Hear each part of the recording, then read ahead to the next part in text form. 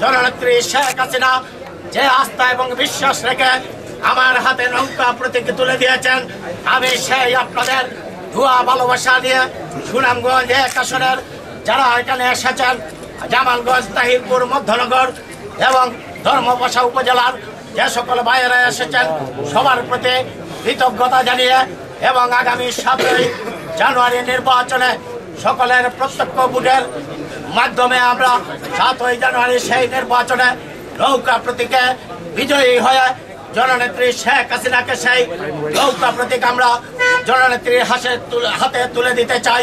আমার জন্য আপনারা দোয়া করবেন। আমি আপনাদের একজন সহযাত্রী হিসাবে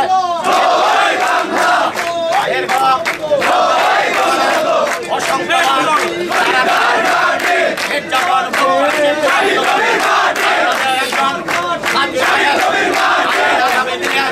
জননেত্রী শেখ শক্তিশালী করতে চাই। আমার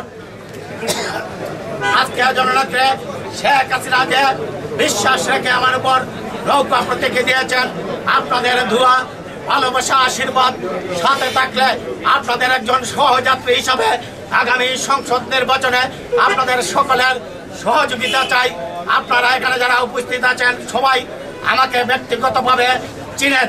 আমি কোনোদিন টাকা পয়সা অর্থবিত্তর পিছে কখনো ঘুরে বেড়াইনি।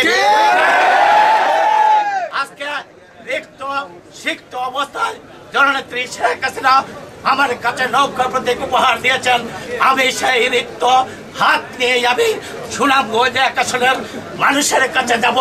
সেখানে সেই অঞ্চলের মানুষ আমাকে যেমনিভাবে স্নেহ মায়া মমতা ভালোবাসা দিয়ে তারা বুকে আগলে রেখেছে, আপনাদের দোয়া ভালোবাসা থাকলে আমি জননেত্রী শেখ হাসিনার সেই নৌকার মর্যাদা অক্ষুণ্ণ রেখে আমি বিজয় অর্জন করে আপনাদের মাঝে ফিরে আসবো।